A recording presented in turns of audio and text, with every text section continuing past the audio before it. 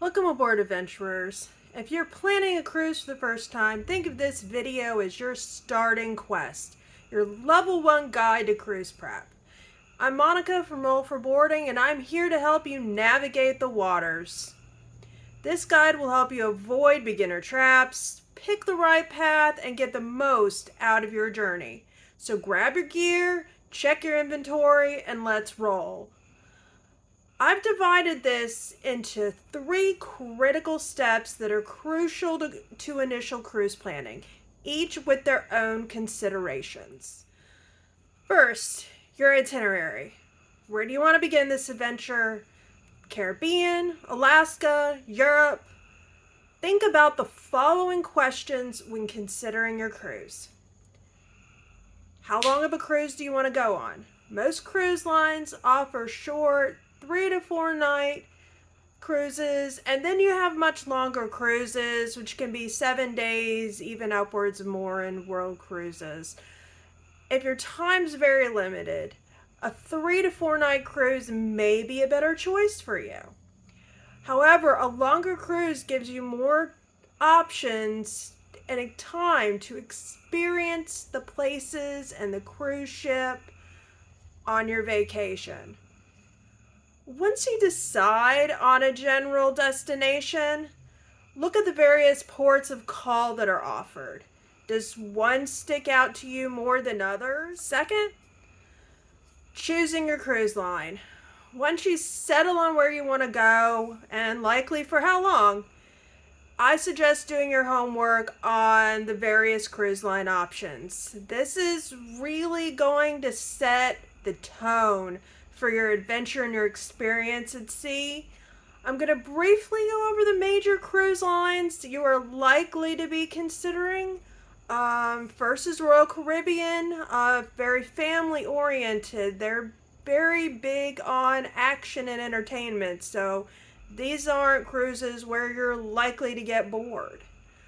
Carnival's also very family friendly. It has a bit of a reputation as more of a party cruise than some of the others. So if you're looking for more of the parties, not that the other cruise lines don't have these, mind you, but that might be a little bit more of a focus. Norwegian is very family friendly, but it's also kind of a go your own way, very casual cruise line compared to some of the others.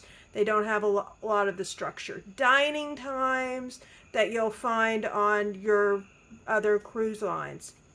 MSC. This is a family-friendly cruise line. It's a bit of an underlier still in the U.S. market, and it's generally a little bit less expensive than other cruise lines, but they're really making some waves right now, so it'll be interesting to see where that goes. Disney. Now, Disney is very much, when you think of cruises for families, that's what you think about. And if you have kids that love Disney, or if you love Disney,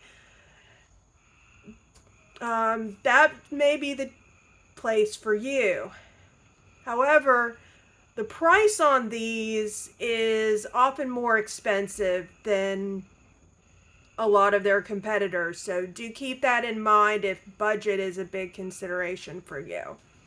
Princess.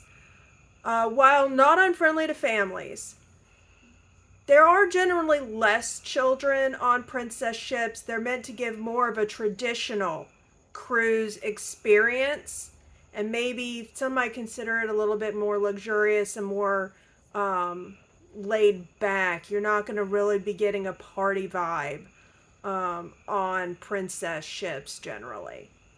And finally, celebrity. This is also not unfriendly to families, but it's a pretty fair comparison to princess. They tend to have less children on board and a more leans more towards a refined traditional cruise experience. At the end of the day, consider your party and don't be afraid to compare what different ships and cruise lines offer before making your decision. There are plenty of ship tours available on YouTube that can help, as well as various cruise line descriptions, deck plans. We went with the Royal Caribbean. That was the best choice for what we were looking for because we wanted a family friendly, we wanted an action packed cruise ship, and that's what we chose. And I'm here to help you make the best choice for yourself, your family, and your situation. Number 3 is the cabin. You're going to want to consider this very carefully. So once you've settled on a cruise line or a couple of cruise lines you're considering, ships, you're going to have about 4 basic types of cruise cabins to choose from. You're going to have your interior cabins, you're going to have your ocean view cabins, your balconies, and your suites. An interior cabin is always going to be your least expensive option, and then generally they're going to go up from there. I've seen prices before where a balcony is actually slightly more expensive than a suite. It happens, but it's not usual. Your cabin location is going to matter a lot. You can save some money if you want by going with a guaranteed cabin. However, you really need to be okay with the cruise line choosing your cabin location, because that could mean you have a connecting cabin with people you don't know next to you, or you could be right above a very loud venue and have trouble sleeping in the middle of the night, or deck chairs being pulled around at the wee hours of the morning. So if you're okay with that level of uncertainty, then that's a way to save some money. If you're not, then you want to pay close attention to the deck plans. Know what's above you, know what is below you, so you can make the best decision for yourself. If you're looking at a balcony room, check to make sure whether or not your balcony is an obstructed balcony. Some balconies can be very obstructed views, others can only be slightly, so that kind of depends on your preference. If you really want to make sure you don't get an obstructed balcony, that's the way to help do it. Your cabin location can also factor in if you are concerned about motion sickness. A midship cabin is going to be the most stable. We're in an aft cabin on our cruise, which is at the back of the ship, because we didn't have a midship option when we booked. I do plan on bringing stuff on board to help with motion sickness, just in case, because I do get motion sick in certain situations. Now I want to finish up with talking about how to book. You've got let's talk some strategy here, because you've decided on a cruise ship, you've decided on an itinerary, and it's really not that hard to book a cruise, but there are some smart ways to do it that's going to allow you to get more value and probably save you some time later on. I recommend looking at various different mediums before you make a final decision on where you're going to book, especially if you're torn between a couple different cruise lines, or you've picked a cruise line but you're trying to choose an itinerary. So you're going to want to compare the merits of everything involved. Of course, you can book directly through the cruise line. It's the obvious choice, and it's pretty quick and easy. I always go onto the website to be able to see what it would cost to book direct, because you can go through the booking process without having to enter all the finalization information and see what it's going to cost you and make note of that. The second way you can do this, and personally it's my preferred way, it's the way that we booked our cruise, is going through a travel agent. I I don't regret this decision at all. Booking through a travel agent costs you absolutely nothing. If there's a travel agent trying to charge you to help you book a cruise, you need to get a new travel agent. Um, but in a lot of cases, travel agents are going to have access to rates and potential perks and onboard credit that you'll get that you're not going to have access to if you go through the direct site or any other site that you could book through. There are also a wealth of information for the cruise lines. If you have specific questions based on your situation or the cabins or something on the ship, you can ask your travel agent and they can do a lot of that legwork for you. I booked through MEI Travel. I had seen that recommended by a couple of the YouTubers that I personally follow.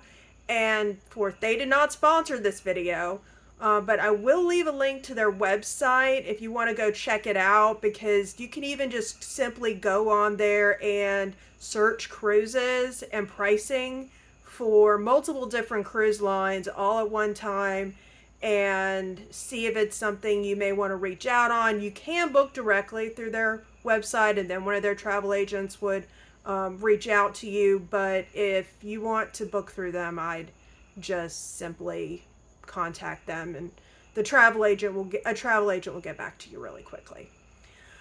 The final way that you can do this also is through third-party sites like Expedia.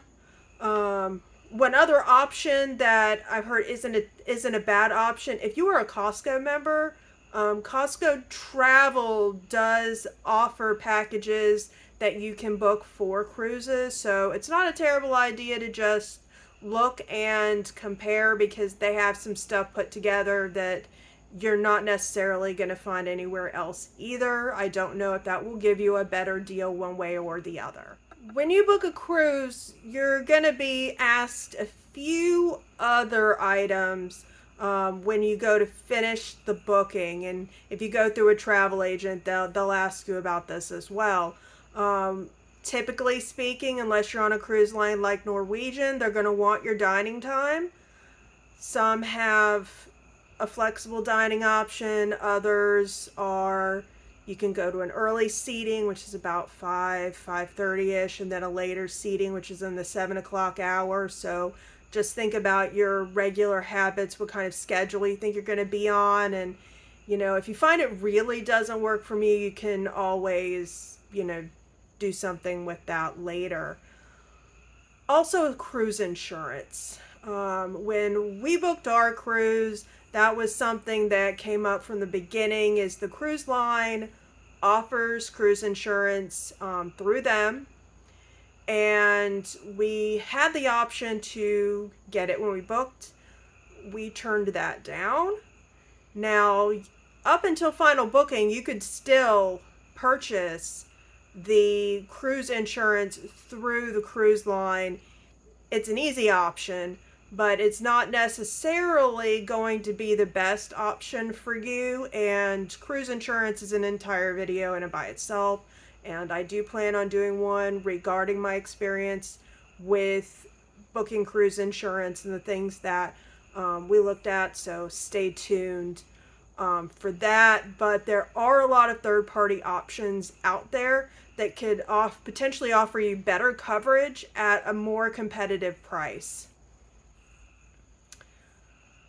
I also want to talk a little bit about what's included and various add-ons. Now, depending on your exact cruise line and the exact kind of cabin that you booked, because if you're booked into a suite, you're going to get some extra perks, but that also came with an extra large price tag too. So, most of the time, your food, your room, your shows, all the pools, basic drinks are going to be included. And when I talk about basic drinks, we're talking about, plain coffee, water, maybe some lemonade, tea. So consider that when you book as well. Is a drink package going to be something you're interested in?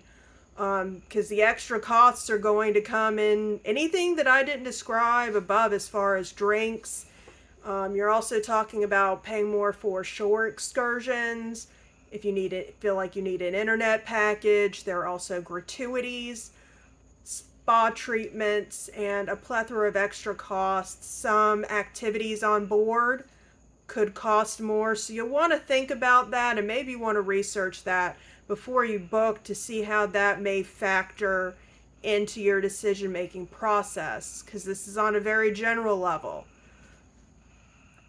Cruise planning can feel like a big battle, but with the right prep, it's actually a breeze. But it is still a lot of work and hopefully some fun work.